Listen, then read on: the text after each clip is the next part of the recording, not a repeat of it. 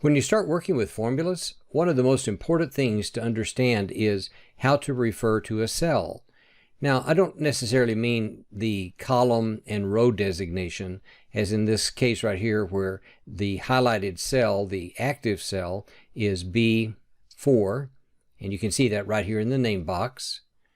We could change that and go to something like D7 and just go there. I'm not talking, though, about just how to name the cell. I'm talking about how to refer to a cell or to point to a cell, as we're going to need to do in some of our formulas. And so what I want to show you here is how we can refer to a cell and to a range of cells. Now remember, a range of cells is a block of contiguous cells. Contiguous means that they're all touching. They all have sides that are in common. And so, as you know, here we can go to a single cell, such as G3. But what if we wanted to go to more than one cell? So what if we wanted to go, say, to something like, this would be from B2 all the way through G8. All right, so what we could do is come up here to the name box, and we'll just type B2 and then colon G8. And the reference that I've just typed here is one that is going to take us to a range of cells. And notice it starts with B2, so it's telling Excel to go first of all to column B and row number 2, go all the way down through G8, and then select everything in between. So let's watch this. Oh, by the way, the colon means to start at B2 and go to G8 and get everything in between, so that colon is very, very important. All right, we hit enter, and there we go. So we've lost the full range up here, but notice that whenever we go to a range, that the cell in the upper left corner becomes the active cell. We have the whole range highlighted, and this one cell, though, with the white background, is now the active cell in this range, and so that is B2. All right, so let me see if I can give you some ideas about what to do here. I'm going to type my incrementing numbers again, and I'm going to pull both of these. Notice I'm going by one each time, but I'm going to pull this down to about here. And there I'm filling 2 rows of numbers. And I'm just going to grab that. It's still selected. I'm going to grab the fill handle and pull it over to about here. And so now all of a sudden I have got a large range of cells, and all of them have numbers in them. None of these have formulas. They all contain just numbers. We can tell that by simply clicking on a cell and looking up in the formula bar. The formula bar will tell us what is actually in that cell. And right now we're seeing that it contains data.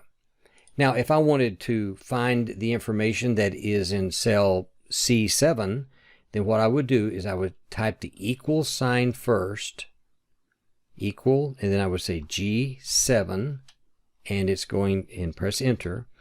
And what it does is that it goes then to cell G7, which is right there, and it looks at the value that's in that cell, and it just makes it show up here. Because what I'm saying in this cell is that I want the value that is found in G7 to be displayed here. So if I wanted something like the value in, let's say, D8, then that would be the value 11. So I can simply use a reference to like equals G7 or equals D8. I can, if I know where the cell is, I can simply type equals and then type that cell reference, and it will give me that value. But I can do the same thing when it comes to referencing a cell. So referencing a range of cells. So let's go back to our example of, let's say, B3 all the way down through, and let's go through H9. All right. Notice that I haven't yet hit enter, but when I type in the range of B3 colon H9, that it automatically highlights the range I'm going to get, and I'm going to hit enter, but I'm going to get an error. There's a few of these error messages that you'll learn over time with Excel, and this particular message is warning me that it cannot display the value. The reason it cannot is because if I click up here on the formula itself, it shows me that range, is that I cannot display all of these individual numbers in just one cell. That's a bunch of numbers, and I can't put it in one cell. So what I will do is come here, and I'm going to have to use a function that we're going to study next week, and I'm going to put sum, and at the end of this, I have to do something with that. I have to give some sort of a summary about that range of cells in this one cell. So I'm just going to add them. So equals sum, and then put that in parentheses and hit enter. And now I can get that total. And so I click on this. I can come up to the formula bar and click on the range up here, and it shows me that the sum of all of those numbers is 490.